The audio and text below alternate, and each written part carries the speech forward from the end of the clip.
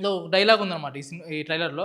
అదేంటంటే, "అమ్మ మనం జంగిల్‌లో ఉంటున్నాం గదా! మనకు ఎలాంటి అంటే జంతువులయి ఉంటాయి గదా! వాటి నుంచి మనకు రక్షణ ఎలా అనంటే, అమ్మ ఒక హీరో ఉన్నాడమ్మా!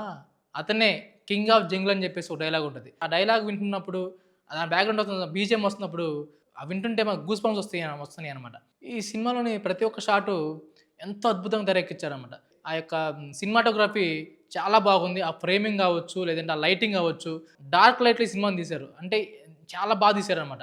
ఆ లైటింగ్ ఎనకాల బ్యాక్‌గ్రౌండ్ ఎఫెక్ట్స్ అవ్వచ్చు, లేదంటే లైటింగు డల్ లైట్‌లో గాని, ఆ ఫేస్ లైట్స్ గాని చాలా బాగా చూపిచ్చారు బాలకృష్ణ గారిని.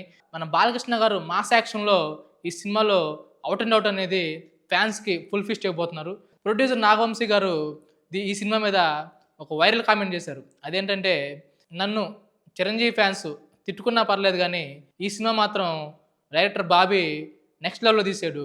'వాల్తేరు వీరయ్య' కన్నా ఈ సినిమాని 100 రెట్లు తీశారని చెప్పేసి ఆయన చెప్పుకొచ్చారు. అంటే ఆయన అప్పుడు చెప్తుంటే ఏదో చెప్పారనుకున్నాం గానీ, ట్రైలర్ చూసాక మాత్రం అనిపించింది నెక్స్ట్ లెవెల్ అనిపించింది. అసలు ఈ విధంగా ఉంటదని చెప్పేసి ఎవరు ఊహించలేదు. డైరెక్టర్ బాబీ గారికి ఇంతకుముందు సినిమా చిరంజీవి గారితో వచ్చిన సినిమా 'వాల్తేరు వీరయ్య' సంక్రాంతిగా వచ్చి పెద్ద హిట్ అందుకుంది. అదే విధంగా ఇప్పుడు బాలకృష్ణ గారితో వస్తున్న 'డాకు మహారాజు' కూడా సంక్రాంతిగా వస్తుంది. సో, ఈ సినిమా కూడా అదే విధంగా పెద్ద విజయం అందుకోవాలని చెప్పేసి మనస్ఫూర్తిగా కోరుకుంటున్నాం.